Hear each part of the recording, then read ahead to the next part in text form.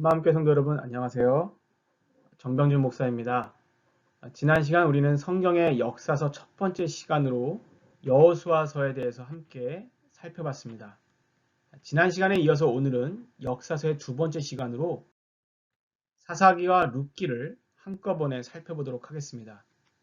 제가 여러분께 사사기와 룻기를 한꺼번에 살펴보겠다고 말씀드리는 이유는 바로 사사기의 시대적 배경 하에서 하나님께서 계획하신 구원의 계획들이 어떻게 구체적으로 펼쳐지는지를 보여주는 건서가 바로 룻기서이기 때문에 그렇습니다. 그만큼 사사기와 룻기는 시대적인 배경이 같기 때문에 연관성이 있다는 것이죠. 자, 그럼 같이 살펴보도록 하겠습니다. 모세에 이어 이스라엘 민족의 지도자가 된 여호수아를 중심으로 이스라엘 민족의 가나안 땅의 정복과 또 땅의 분배 그리고 정착의 과정을 우리가 지난 시간 배웠습니다. 지난주 우리가 살펴봤던 여호수아의 내용이죠. 450여 년 전 하나님께서 아브라함에게 하신 약속들이 그의 후손대에서 성취되는 과정을 그리고 결과를 보면서 약속을 이루시는 신실하신 하나님에 대한 역사하심을 우리가 볼 수 있었습니다.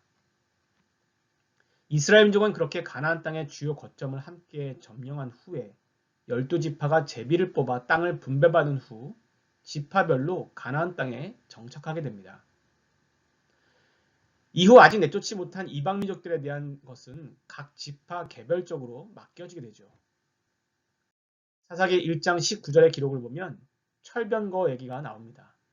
이를 보면 BC 14세기에서 11세기 정도로 당시 시대의 초기로 추론해 볼 수가 있습니다.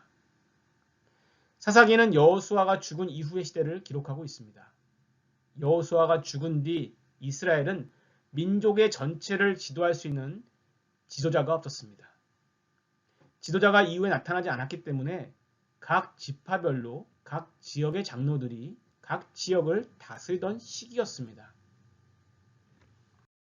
이후 여호수아와 동시대를 살았던 사람들이 다 죽고 이후 가나안에서 태어난 가나안 세대들이 이전 부모 세대의 하나님에 대한 말씀들, 하나님에 대한 역사하심들을 제대로 전수받지 못한 이유로 여호와를 알지 못하는 세대, 즉 믿지 않는 세대가 나타났다고 사사기의 전체적인 이야기의 배경을 기록하고 있습니다. 여기서 우리가 한 가지 반드시 짚고 넘어가야 할 것이 있습니다. 그것은 바로 하나님께서 이스라엘 민족에게 광야 때부터 누누이 하셨던 명령인 것이죠. 그것은 바로 가나안 민족을 함께 통합하지 말고 또 융합하지 말고 가나안 민족의 우상을 받아들이거나 혹은 그들의 죄악을 그대로 답습하지 말라는 것이었습니다. 오히려 하나님의 법도를 따라 살 것을 말씀하시죠. 이는 모세와 여호수아의 마지막 유언에서도 강조되고 또 강조됐던 점 중에 하나였습니다.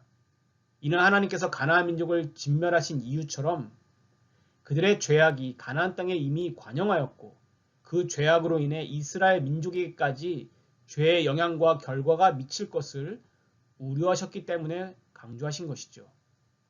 그러나 이러한 말씀을 들었던 이스라엘의 가나안 정복 세대는 하나님의 명령과 또 모세와 여호수아의 유언을 잊어버리게 됩니다.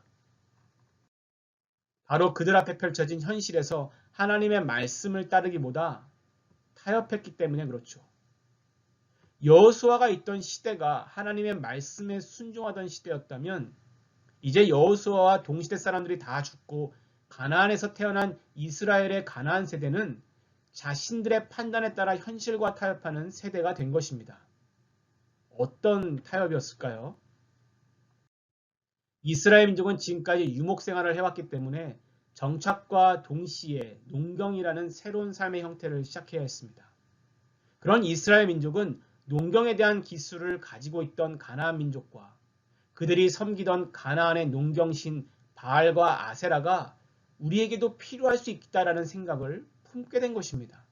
자연히 이러한 자신들의 생각과 판단에 따라 가나안 민족의 일부를 남겨두고 그들의 농경 기술과 농경신이라고 칭함받던 바알 우상을 받아들이는 등 하나님의 말씀을 어기고 불순종하기 시작합니다.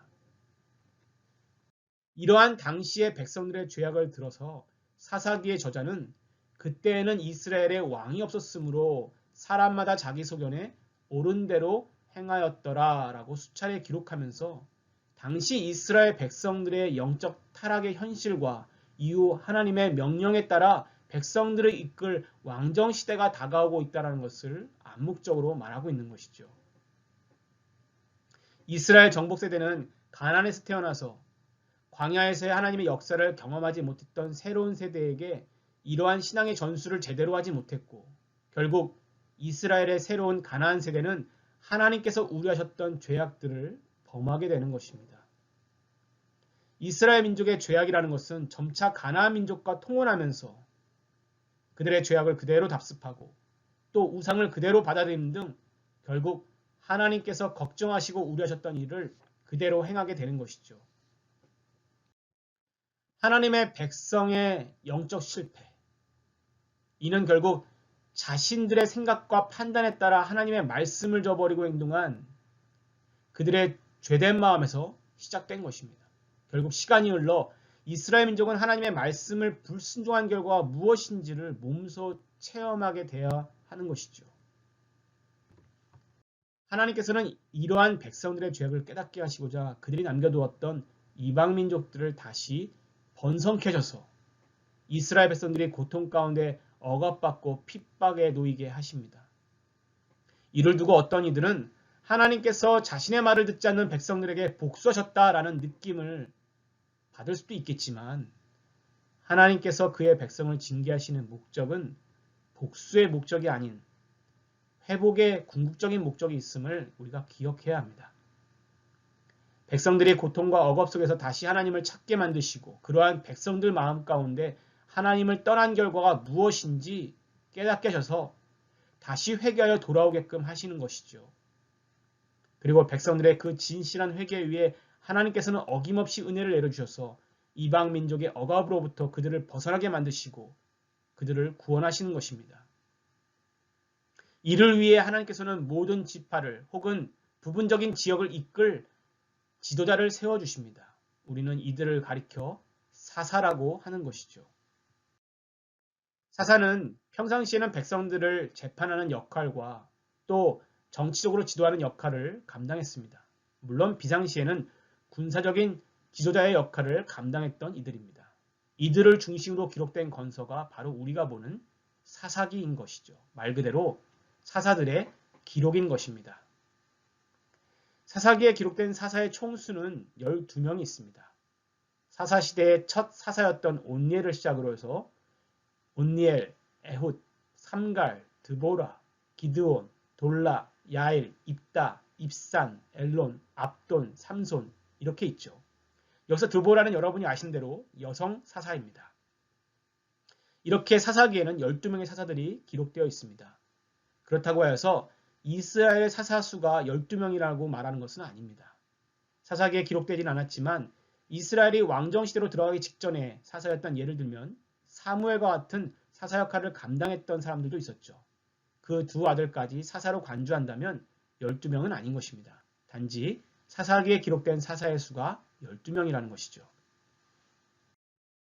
이러한 사사들의 직업과 신분은 아주 다양했습니다.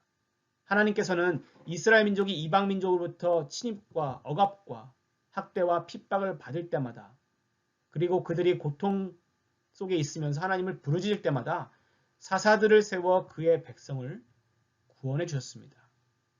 사사는 이스라엘 전체를 다스리기보다는 지역적으로 다스렸으며 세습되지 않는다는 특징이 있는 것이죠. 사사기는 바로 이러한 사사들의 방금 언급해드린 순서에 따라 역사적인 기록들이 되어 있습니다. 우리가 사사기에서 반복되어 발견되는 성경의 두 개의 구절이 있습니다. 하나는 아까 말씀드린 그때에는 이스라엘의 왕이 없었으므로 백성들이 자기의 소견대로 행하였다라는 구절이고요. 또 하나의 구절은 이스라엘 자손이 여호와의 목전에서 앙을 행하였다라는 구절입니다. 이 두 구절은 사사기에서 계속적으로 반복되는 구절들이죠. 이스라엘 백성은 하나님의 은혜로 가나안 땅에 정착하였고 또 이제 하나님의 백성으로 거룩하게 구분되어서 그의 율법을 따라 살아야 했습니다. 그렇지만 그들의 판단에 따라 하나님의 말씀을 거부하며 죄된 가나안 민족과 융화되어 가기 시작했습니다. 그러나 오히려 시간이 흘러 이방 민족의 억압을 받게 되자 그들은 고통 가운데 하나님을 찾게 되죠. 여기서 하나님의 징계의 목적은 복수가 아니라 회개와 회복의 목적이 있다고 분명히 말씀드렸습니다. 하나님은 그들의 호소와 회개를 들으시고 사사를 세워 그들을 이방 민족에게서 구원하여 주십니다. 고통으로부터 구원받은 그들은 하나님께 영광을 돌리고 다시 평화를 얻게 되죠. 그러나 사사가 죽은 뒤에 시간이 흐르면 그들은 또 어김없이 하나님의 받은 은혜를 다 잊어버리고 다시 이전의 죄악들을 저지르며 하나님의 말씀에서 떠난 삶을 살기 시작합니다. 그러다 다시 그들은 새롭게 번성한 이방 민족에게 또다시 억압과 핍박을 받게 되죠. 결국 고통 가운데 그들은 다시 하나님을 찾고 하나님은 여지없이 다시 사사를 세워주셔서 그들을 구원하시고 평화도 주시지만 또 시간이 흐르면 그들은 하나님의 은혜를 망각하고 죄악을 저지릅니다.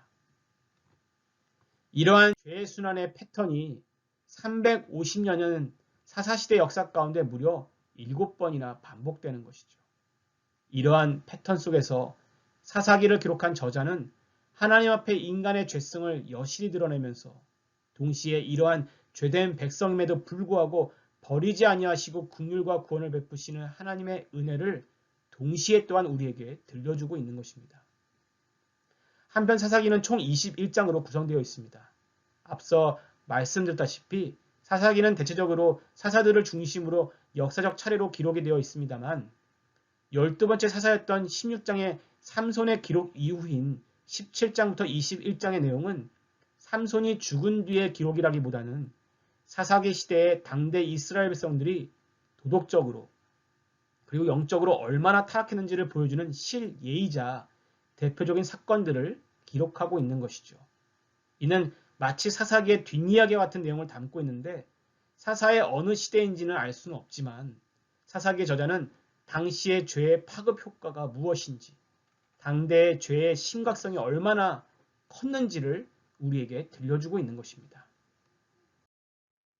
사사기에 기록들은 단지 역사적인 기록으로만 보고 흥미로만 볼 수는 없습니다.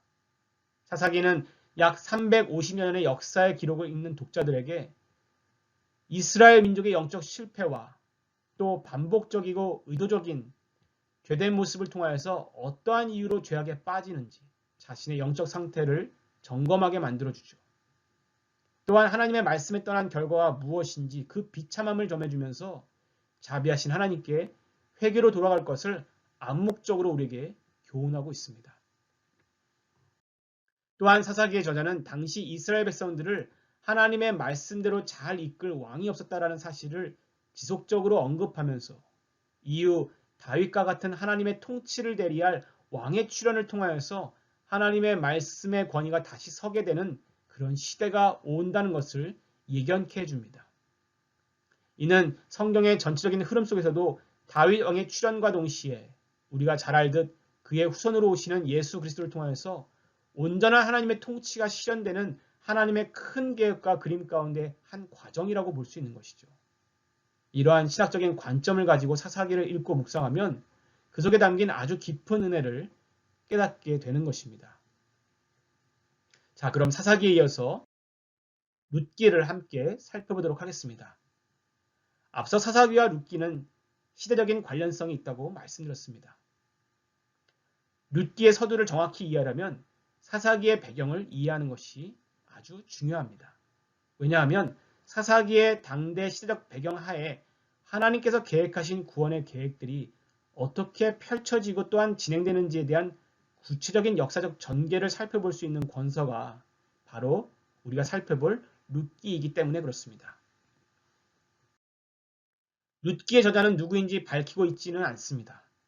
다만 기록 시기는 룻기의 저자가 마지막 4장 22절에 다윗을 언급하는 것으로 봐서는 다윗 시대에 기록했거나 그 이후에 기록된 것으로 보입니다. 시대적인 배경은 1장 1절에 사사들이 치리하던 때에 흉년이 들었다라고 기록하고 있습니다. 사사들이 치리하던 시대이니까 사사시대를 얘기하겠죠. 그리고 그 땅에 흉년이 든 시대입니다. 룻기서를 룻기서를 읽는 데 있어서 그 배경이 사사기의 당대 배경을 두고 있다는 점은 아주 중요합니다. 지금까지 우리는 사사기에 기록된 당대 이스라엘의 영적, 도덕적 타락을 함께 살펴봤었습니다. 그러한 어느 한 시점에 룻기의 이야기가 껴있는 것이죠. 이러한 배경을 염두하고 읽지 않으면 룻기에 등장하는 엘리멜렉 가정이 모압으로 이주하는 것이 잘못된 것인지 아니면 어쩔 수 없는 선택인지에 대한 논란이 있을 수 있기 때문에 그렇습니다. 사사기 당대 영적인 상황은 앞서 사사기의 저자가 언급했듯이 백성들이 하나님의 말씀을 떠나 자기의 소견에 따라 행하였으며 여전히 반복적으로 하나님 앞에 죄를 범하던 시기였습니다. 룻기의 저자는 의도적으로 이러한 당대 사사시대의 배경을 언급하고 있는 것이죠. 이러한 당시 상황 속에서 가나안 땅에 흉년이 들었고 엘리멜렉이라는 한 가정이 이방 땅인 모압으로 이주한 이야기로 시작하고 있는 것입니다. 당시 구약의 기록에서 흉년과 같은 기근은 대부분 하나님의 징계의 의미에서 기록이 되어 있습니다. 당시 이스라엘 민족의 영적 타락의 상황에서 본다면 이러한 가나안 땅의 흉년은 분명 하나님의 징계 순으로 내려졌음을 충분히 우리가 이해할 수 있는 것이죠.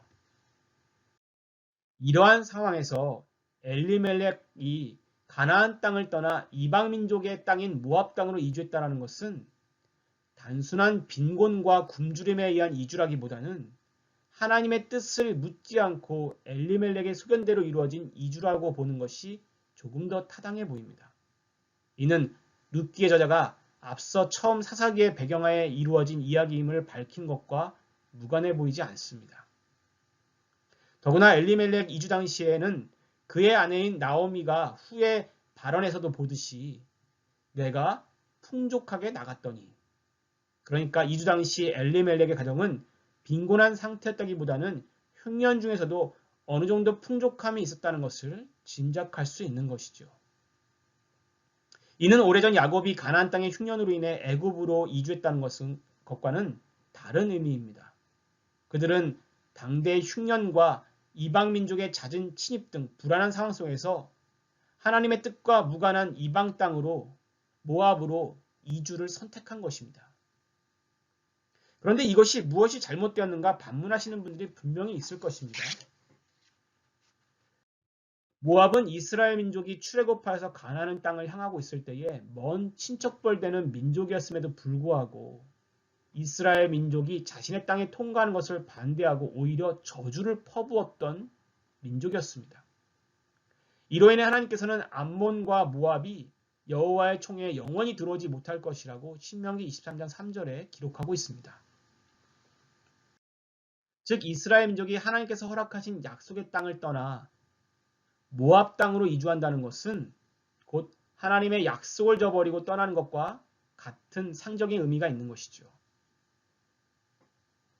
그들은 우리가 사사기에서 배웠듯이 하나님께서 이방 민족이든 기근이든 징계를 통해 그의 백성들을 멸절시키려는 것이 목적이 아니라 회개와 회복을 위한 은혜의 수단이라는 것을 깨닫지 못하고 있었던 것입니다. 당시 흉년 가운데 엘리멜렉의 반응이라는 것이 여타 이스라엘 모든 사람들과 같이 회개의 모습으로 나가야 했지만 엘리멜렉은 하나님을 떠나 더 나은 삶을 추구하고자 그의 소견대로, 그의 뜻대로 이방 땅인 모압 땅으로 이주한 것입니다. 이후 엘리멜렉은 모압 땅에 이주하면서 모압 여인인 오르바와 룻을 그들의 며느리로 맞이하게 되죠. 하나님의 뜻과 무관한 자신만의 소견대로 살았던 엘리멜렉의 결정은 결국 고스란히 자신의 집안에 부정적인 영향으로 다가옵니다. 엘리멜렉 자신뿐만 아니라 두 아들이었던 말론과 기럐이 모두 모압 땅에서 죽게 된 것입니다. 이로 인해 엘리멜렉의 아내였던 나오미 그리고 두 며느리는 과부가 된 것입니다. 당시 사회 문화 속에서 과부라 함은 가장 비천한 약자의 대명사 중의 하나로 여겨졌습니다. 더구나 남편의 대를 이을 아들 하나 없이 자식 하나 없이 남편이 죽은 과부는 더더욱 그러했죠. 이후 나오미는 모압에서 가나안 땅에 자신의 민족의 소식을 듣게 됩니다. 흉년이 지나 흉년 가운데 있던 자신의 백성을 돌보시며 사사와 또 은혜를 통하여 베푸셨다는 소식을 듣게 된 것이죠. 이를 두고 나오미는 깊은 깨달음을 얻게 됩니다. 즉 하나님의 언약을 잊어버리고 가나안 땅을 떠났던 자신의 삶은 오히려 더 나은 삶이 아니라 결국 더 큰 고통과 슬픔만이 남게 된다는 것을 깨달은 것이죠. 이후 나오미는 이 귀한 깨달음을 얻고 다시 유다 땅으로 돌아올 결심을 하게 됩니다. 이러한 룻기의 흐름 속에서, 이야기의 흐름 속에서 룻기서의 저자가 무엇을 우리에게 전달하고 하려는지 그 영적인 교훈이 분명해지는 것이죠. 나오미는 두 며느리에게 모압에 남아 제가할 것을 말합니다. 즉 재혼할 것을 말한 것이죠. 그 얘기를 듣고 오르바는 모압의 고향으로 돌아가지만 룻은 끝까지 시어머니인 나오미를 쫓겠다고 말합니다. 그 이유에 대해서 어떤 정에 의한 것이라고 볼 수도 있겠지만 그보다는 룻은 엘리멜렉 집안에 시집을 오면서 어느 한 시점에 여호와를 섬기는 신앙을 소유하게 되었다고 보는 것이 조금 더 타당해 보입니다. 왜냐하면 룻이 시어머니를 따르려고 한 이유에 대해서 그 자신이 얘기하기로 어머니의 하나님이 나의 하나님이 되리이다. 그렇게 말했기 때문에 그렇죠. 당대 이스라엘 백성들이 하나님의 법도를 떠나 하나님의 징계인 기근을 당하는 것과 비교한다면 이방 여인이었던 룻이 이렇게 하나님을 믿어 그의 백성이 되기를 원한다는 점은 눈에 띄는 점이긴 합니다. 그렇다면 모압 여인인 룻이 방금 말씀드린 신명기 23장 3절의 말씀에 위배되는 것이 아닌가라는 생각이 들 수도 있을 것입니다. 그러나 신명기 23장 3절의 말씀은 여전히 우상을 섬기며 하나님께 반역하던 모압과 암몬을 말하는 것이지 죄를 회개하여 하나님께 돌아온 자를 얘기하는 것이 아니라는 것입니다. 만약 그렇다면 우리 이방인들은 어떻게 하나님의 구원을 받았겠습니까? 구원은 구약시대나 신약시대나 하나님 앞에 믿음을 가진 자에게 주어지는 하나님의 은혜로 임하는 것입니다. 이미 우리는 여리고성에 살았던 기생 라합이 하나님을 대적하지 않고 오히려 하나님을 인정하며 하나님의 자비를 구하여서 하나님의 구원함을 입었다는 사실을 잘 알고 있습니다. 그러므로 룻이 여호와 신앙을 갖게 되므로 새롭게 하나님의 백성이 되었다는 사실은 하나님께서 베푸시는 구원에는 차별이 없다는 것을 다시 한번 보게 되는 것이죠. 하나님은 이 가련한 모압 출신의 룻의 신앙과 믿음, 그리고 그의 효심, 그의 선한 마음을 보셔서 언약 백성으로 삼아주시고 그 이후 다윗과 그의 후손으로 오시는 그리스도의 계보를 잇는 영광을 주시는 것입니다. 유다로 돌아온 시어머니 나오미와 룻은 이후 간간히 하루의 삶을 이어가게 됩니다. 그럼에도 불구하고 룻은 타작기를 맞아 이삭을 주어 하루의 끼니를 해결하며 극진히 시어머니를 섬기게 되죠.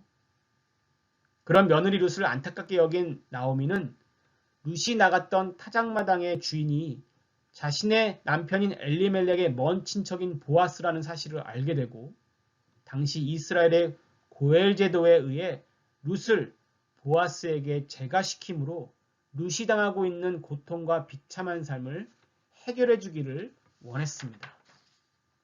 여기서 고엘 제도라는 것은 오늘날 사회관념의 시각에서는 도저히 이해 안 되는 내용일 것입니다. 그리고 오늘날 사회관념으로 이해해서도 안 되는 것입니다. 이는 당시 이스라엘 민족에게 내리신 하나님께서 율법으로 정하신 즉 선한 목적하에 말씀하신 내용으로 우리가 그 당시 사회적 배경에서 이해를 해야 하는 것입니다. 고엘이라는 것은 히브리어 음역으로 기본적으로 물으다, 되찾다, 구속하다라는 의미를 가지고 있습니다. 이는 계대결혼과 관련이 있죠. 즉 죽은 형제가 대를 이을 자손이 없어 죽었을 경우에 그 대가 끊어지는 것을 막고 대를 이어주기 위해서 그 남은 형제가 미망인을 아내로 맞아서 죽은 형제의 대를 잇게 되는데 이 계대결혼을 통해 태어난 자녀는 법적으로는 죽은 형제의 자녀가 되며 죽은 형제의 모든 권리를 받게 되는 것입니다. 이 고엘의 의무를 저버리는 형제는 사회적으로 비난과 수치를 당하게 되는 것이죠. 또한 고엘의 의무를 지닌 자는 계대결혼 외에도 친족의 땅이 가난으로 잃어버리지 않도록 다시 사줘야 했으며 피해를 입었을 때에는 대신 보상도 해줘야 했던 것이죠. 이 고엘 제도를 통해서 이스라엘 민족은 각 지파가 분배받은 기업, 즉 땅을 영구히 보존하고 대를 통하여서 혈족을 유지하게 하였던 것입니다. 그래서 고엘의 의무는 오직 혈연관계에 있는 자에게만 주어졌던 것이고 기업을 물을 수 있는 능력도 있어야 했던 것이죠. 이는 곧 전적인 희생을 의미합니다. 다시 말해서 자신에게는 아무런 이익이 없지만 타인, 즉 혈연관계에 있는 형제를 위해서 자신의 모든 것을 바쳐야 한다는 것을 의미하는 것이죠. 룻은 시어머니 나오미의 가르침에 따라 보아스에게 이 고엘 제도에 따라 기업을 물을 책임이 있음을 알리고 신중했던 보아스는 자신보다 혈연관계가 조금 더 가까운 친족이 먼저 고엘의 의무를 이행해야 하는데 그 사람이 만약 의무를 포기할 경우에 자신이 그 다음에 모든 의무를 지겠다고 신중함을 얘기합니다. 그러나 자신의 사리사욕을 위해 이해타산을 따졌던 그 첫 번째 친족이 고엘의 의무를 포기하자 보아스는 룻을 자신의 아내로 맞아들임과 동시에 모든 고엘의 책임을 최선을 다해 하게 됩니다. 이로 인해 룻은 아들을 얻게 되죠. 당시 사회문화에서 남편이 없고 자녀가 없다는 것으로 인해 평생 수치와 고통 가운데 살아가야 했던 룻이지만 그리고 이를 가엾게 여긴 시어머니 나오미였지만 하나님은 이 가련한 두 여인의 삶에 자비와 은혜를 베풀어 줬을 뿐만 아니라 자녀를 얻게 되는 기쁨을 허락하신 것입니다. 룻기서의 저자는 보아스와 룻 사이에 태어난 아들의 이름이 오벳이라는 것을 밝힙니다. 그리고 이는 곧 다윗의 증조부임도 밝히게 되죠. 다윗은 하나님의 마음에 합한 자였을 뿐만 아니라 실제로 예수님은 이 다윗의 계보를 통해 이 땅에 오시게 됩니다. 이와 같이 예수님도 다윗도 결국 유다의 자손이면서 보아스와 룻을 통해 오시게 되는 것이죠. 룻은 비록 이방 여인이었고 또 결코 이스라엘 민족에 원래 들어올 수 없는 자손이었지만 이방인이었지만 하나님의 은총을 입고 하나님을 믿게 되어서 하나님의 백성으로 받아들여졌을 뿐만 아니라 그녀의 가련한 인생을 돌보시는 하나님의 은혜로 그녀의 삶은 온전히 회복되고 또 예수님의 계보에 그녀가 들어가는 영광을 얻게 된 것입니다. 룻기서는 당대 사사기의 시대의 영적인 타락 상황 속에서도 잘못된 판단으로 인해 몰락한 한 집안의 가련한 두 여인의 삶을 돌아보시며 또 그 속에서 하나님의 긍휼과 자비를 베푸시는 그 선하신 하나님의 역사를 보여주는 것입니다. 또한 하나님의 구원은 회개하여 하나님을 믿는 자에게 차별 없이 주어진다는 것도 우리에게 알려주고 있죠. 또한 작은 일부터 큰 일까지 모든 일이 하나님의 주권하에 있으므로 그분의 뜻과 계획에 따라 진행되고 있다는 것도 가르쳐줍니다. 바로 하나님의 섭리를 말하는 것이죠. 어그러지고 틀어진 상황을 바로잡아 가시며 그 속에서도 하나님은 온전히 자신의 계획들을 펼치신다는 것을 우리에게 보여주십니다.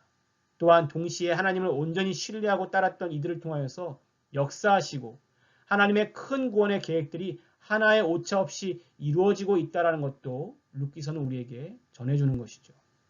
이를 통해 우리는 하나님의 신실하심과 섭리에 대해서 배우게 되고 그러한 하나님의 신실하심과 섭리가 우리의 인생 가운데도 있다는 것을 확신하게 되는 것입니다. 이제 하나님의 그 계획과 그 계획을 이루어 가시는 섭리가 이스라엘의 왕정 역사 가운데 또 어떻게 펼쳐지는지는 다음 시간에 사무엘 상하서를 통해서 함께 살펴보도록 하겠습니다. 한 주간 말씀 가운데 승리하시고 또 말씀 가운데 은혜 받으시는 한마음교회 성도님 되시기를 주님의 이름으로 축원합니다. 감사합니다.